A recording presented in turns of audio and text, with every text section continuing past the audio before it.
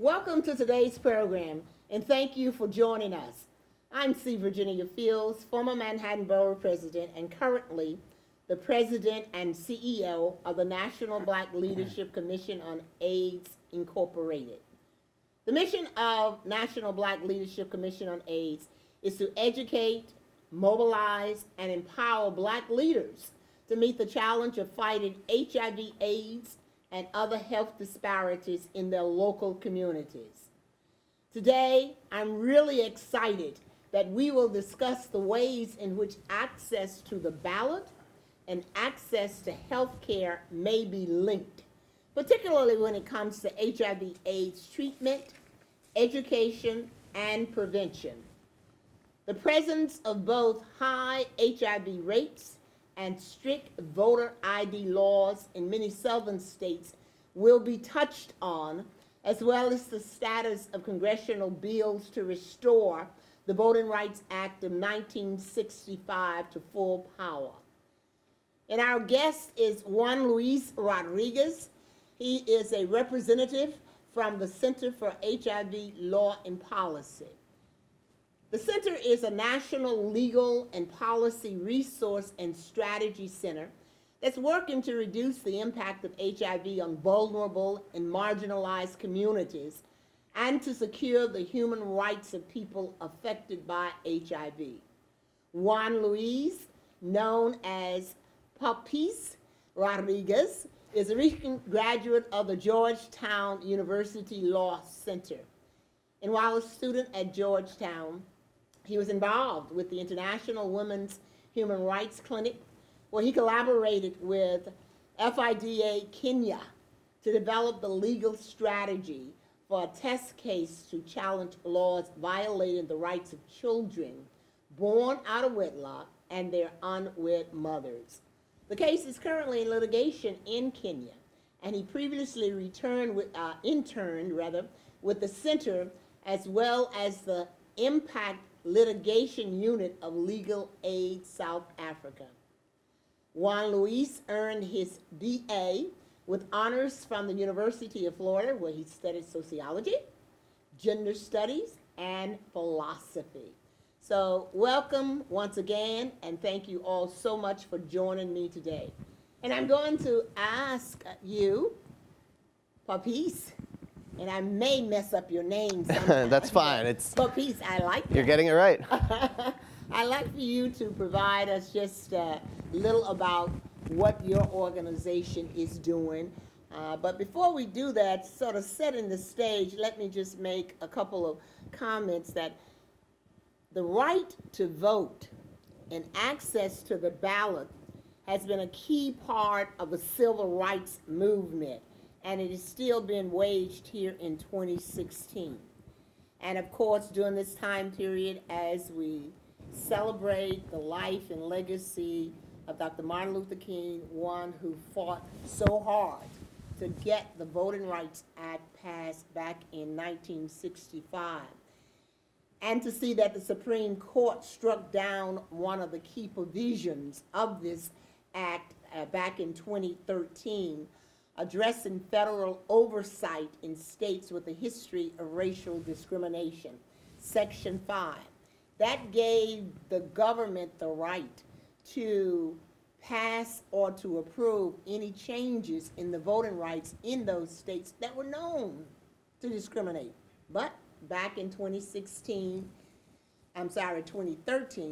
the federal Supreme Court knocked that down, and that decided that a formula in this section was no longer needed. Many people say it was knocked down because they've decided we have an African American president. But we know that not to be the case in terms of what is happening in many of those states, because many of those states with the history of discrimination have recently enacted strict voter ID laws and other provisions that make it more difficult for people of color to vote.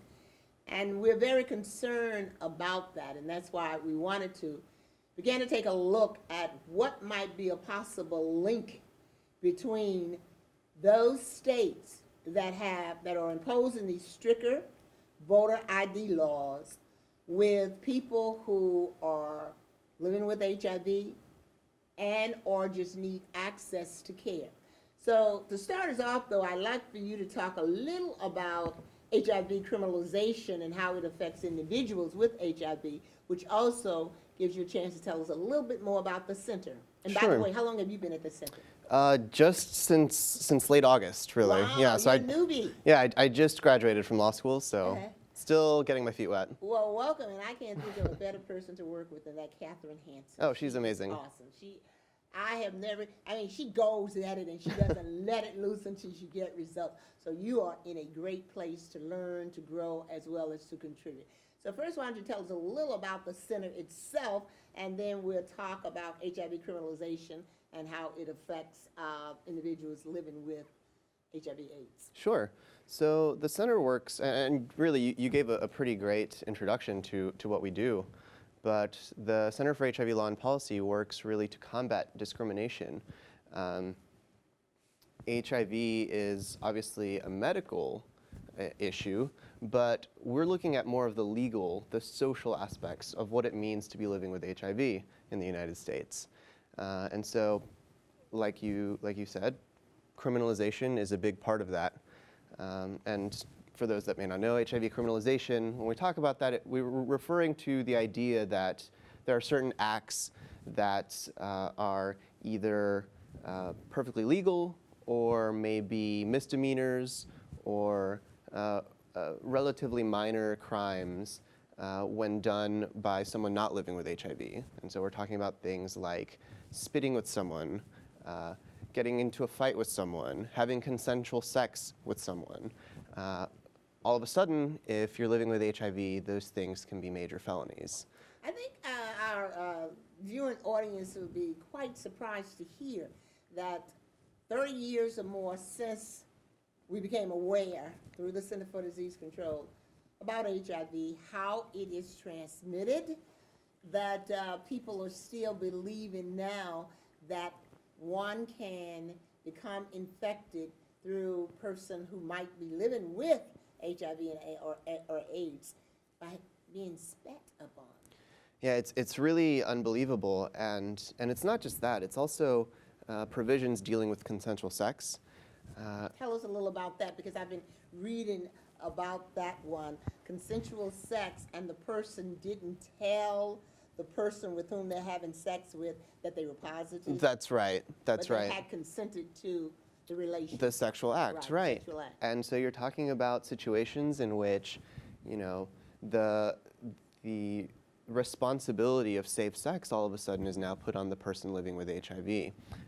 Now, mind you, this is only if someone knows that they're living with HIV, right? The person that is supposedly not living with HIV, they may have no idea. They may have simply not gotten tested. But the idea is that it's up to everyone to be responsible and own their own safe sex. So what happens to a person who had never been tested, did not know that they were living with HIV, and the person with whom they're having a sexual act with becomes positive, and that person now, I guess, reports the person who did not know?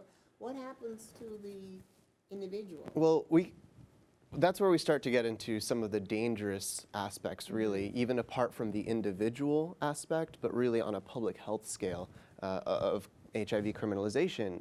And it's that if you don't know your status, if you don't know you're living with HIV, you can have sex with someone, you can transmit HIV, and there's no legal liability. However, if you do know your status, all of a sudden you're liable for, it depends on the state, it depends on the specific jurisdiction, but what it's doing is it's incentivizing people to not get tested, to not know their status. And as a result of that, well, you can't treat your HIV if you don't know you have it. Absolutely. So today, currently, how many states do we have, if you can recall, with these sort of draconian criminal laws? So it's over 30 states that have some kind of statute specific to HIV. But unfortunately, that doesn't really show the whole picture. You've got states that use other laws that are more generally focused on other STIs, and in some cases HIV is included there. You've got other states that use laws like attempted murder, In Michigan, there was, Oh, I hear a lot about Michigan.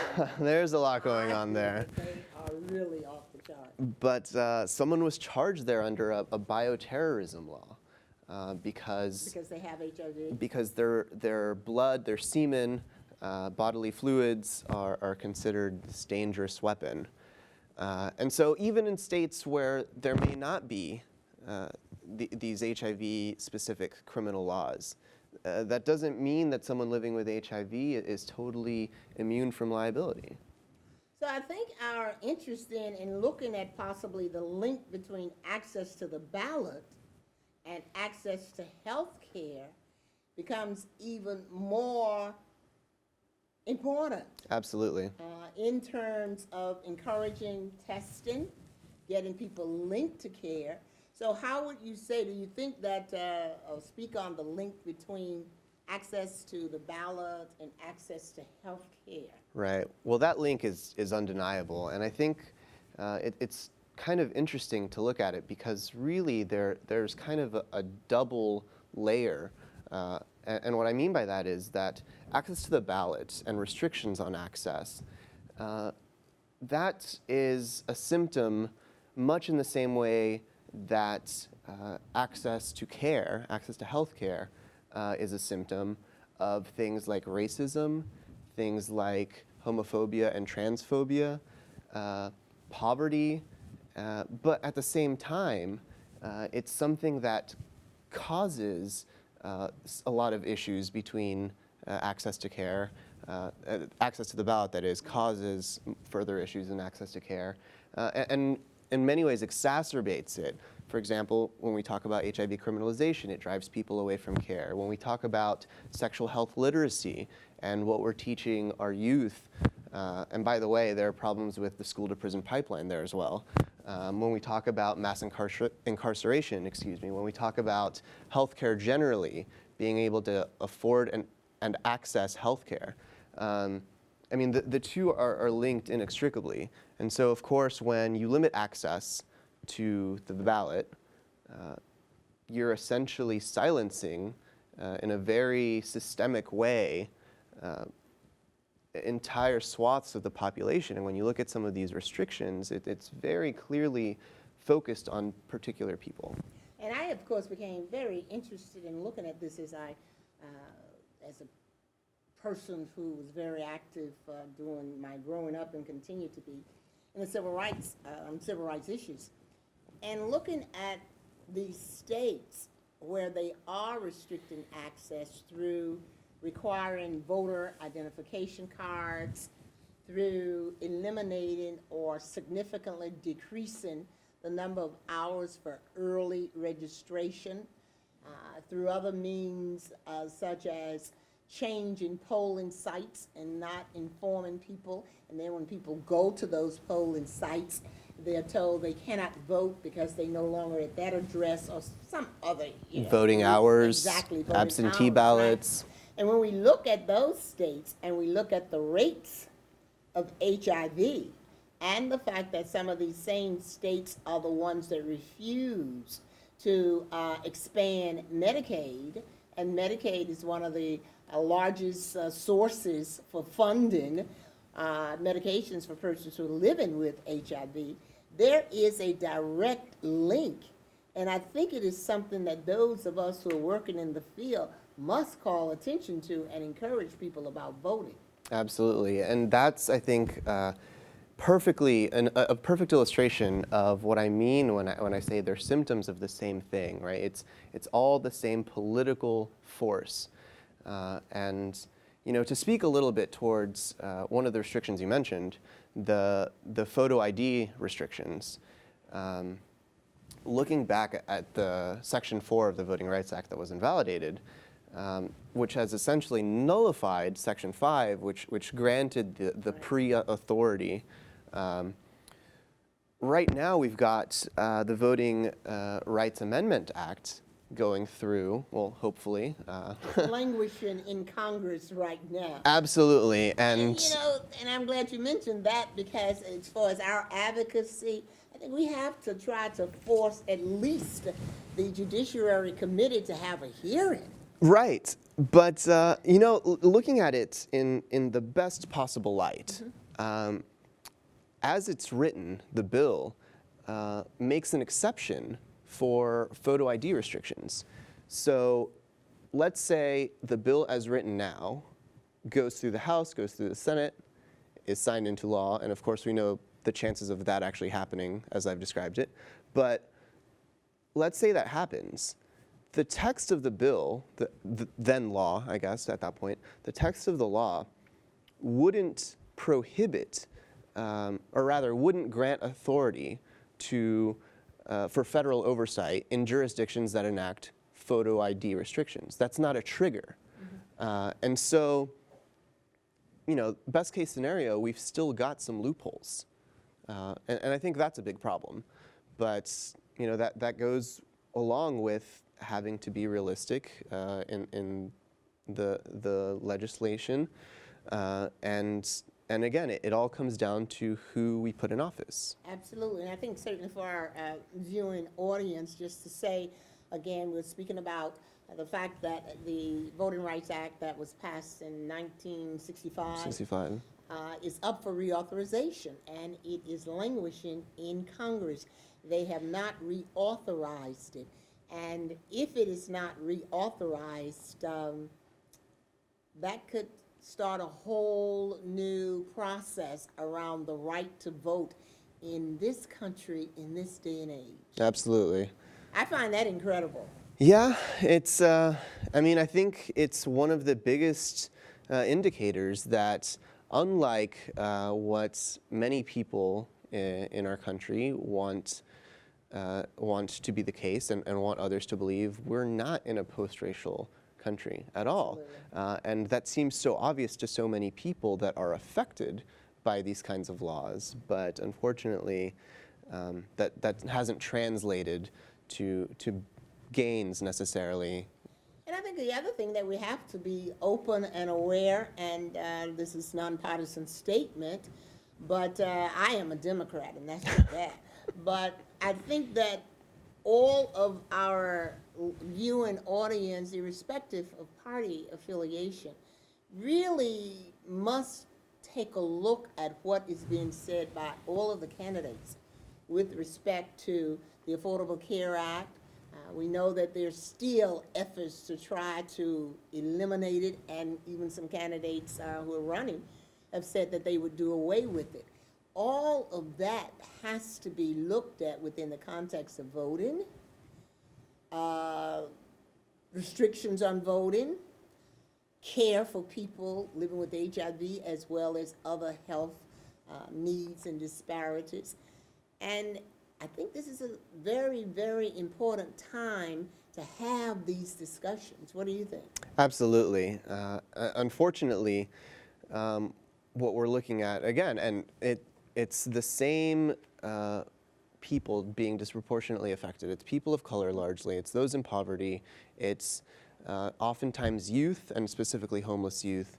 It's getting to a point where the further and further down this road we go, the harder it is to see a point where we can turn it around.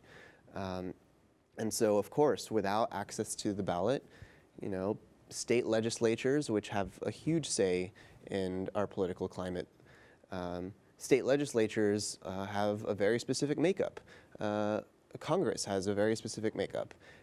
And you alluded to this earlier, that because we have a black president, all of a sudden this is evidence that there's no issues with voting restrictions. I believe it was Justice Thomas's concurrence, yes, where he said that. But we're seeing it's not just the executive, right? Mm-hmm. It's the legislative elections as well that are hugely important. And that's why I think the work of your center and others who are very actively engaged in advocacy and education awareness is so incredibly important to bring in these type of issues to the forefront. So if you had to just talk generally about what should voters think about with respect to these type of issues, voting, criminalization, as we prepare to go to the polls sometime in well, here, as far as presidential elections for March, but the general election in November. What are some of the things that, from your perspective in the work that you do, without, saying who to vote for? Right, right. Well, most generally is this idea that we need sexual health literacy across the board, because if the public isn't informed, then, as well known, without a well-informed public, the vote may not mean as much as it could necessarily. And so when we talk about something like criminalization, I'm always surprised to speak with people that aren't necessarily working closely with these issues. And when they hear the kinds of things that are criminalized, they say, oh yeah, that's how it should be, right? And they have no idea that we've come a long way in terms of treatment and prevention of HIV, that we know more about the actual roots, risks, and realities of HIV transmission. So I'd say that's the first thing. And even when it comes to something like that, we need sexual health literacy programs. And again, that goes through the legislature, and that is a component, or rather something that's based on access to the ballot. But looking more towards general elections, you want candidates that voice the problem. And this isn't an endorsement by any means, but candidate O'Malley has openly said, we need to do something about HIV criminalization. This is a problem. Now, is he the only candidate who actually voiced those words in terms of trying to make it a part of the conversation? Because I really haven't heard others talk about HIV so much this election. Right, it's not a part of the debates or more the major news cycles, but candidates have stated some positions. We need to do more about HIV and AIDS. We need to fund research. But the problem is that it's such a biomedical focus. Yes. And we need something more on the legal, the social aspect. And to date, as far as I know, candidate O'Malley is the only one that has said anything about that. So first of all, you need candidates that can voice the issue. And part of that is, again, an informed public, and a public that is willing to engage in social movements and bring these issues to the attention of the candidates. But second, I think we need candidates that will look at the big picture, that will take intersectionality as a focus of how they want to deal with the legal and social issues that we're facing. I earlier talked about some of the ways and some of the issues that are intertwined between access to the ballot and access to health care, health disparities. And you want candidates that will tackle all of those things. You want candidates that will say, well, we need to look at mass incarceration. We need to look at the school to prison pipeline. We need to look at HIV criminalization. It's not just about funding companies, drug companies and researchers to put out the latest treatment, which is also important, but you need that intersectional engagement.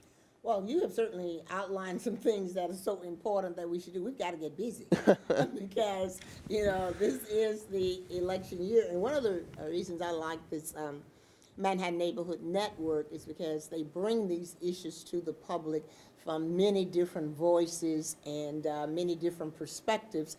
So as the viewing audience get a chance to hear, say, your perspective, for example, and I'm certain that there are going to be others on the show, rather making presentations on in about these issues.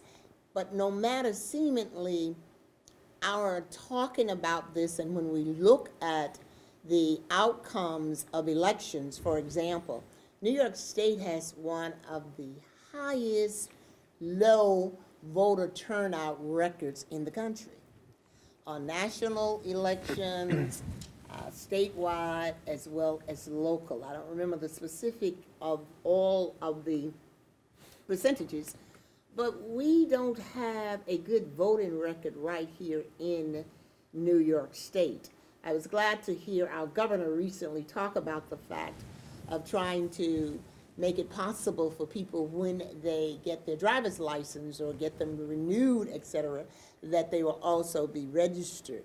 that's a step in the right direction. Sure. There are a whole lot of people who do not access driver's license. Absolutely. So maybe we need to look at in New York City identification. When you get your identification, if you're eligible to vote, registering them. There's been a great deal of discussion about going into the high schools so that when a student turns 18 years old, you're not there yet, but when you reach 50 years old, 49, AARP is sending you a notice about joining AARP. Now, they have the data on people, in ages. Why can't we do the same with students? Absolutely. Once they turn 18, then they can opt out perhaps, but they're automatically registered. We don't have early voting here in the state of New York. We all have to go to the polls the same day, and if you're not there from 6 to 9, you can't vote. So there are many progressive steps that I think we can start right here in our own state. Absolutely. And one thing to note, just really quickly, Section 4 of the Voting Rights Act that was invalidated, the formula that prescribed which jurisdictions would come under federal authority, that wasn't just for states, that was for local government as well. And so actually places like Manhattan, places like Brooklyn, technically would have fallen under some of that federal authority. And I think that's the kind of information we have to continue to make available. So I want to thank you so much. We never seem to have enough time to talk about these issues, but you certainly made some important points that candidates need to voice the issues, and we must have the public willing to advocate on behalf. And I can't think of a better time to do it than an election year. So I want to thank Juan Luis Papis Rodriguez from the Center of HIV Law and Policy for joining me on today's show. For more information on this subject related to our work on HIV/AIDS and other health disparities, please visit NBLCA's website at www.nblca.org. Or look for us on Facebook and Twitter. The Manhattan Neighborhood Networks brings these programs to you to better inform you, the viewer, about the important topics that impact your health and well-being. So please let your family, friends, and neighbors know about this incredibly important programming. I'm C. Virginia Fields. Thank you for joining us, and I hope you'll tune in next time for In Blacka's Health Action TV right here on Manhattan Neighborhood Network.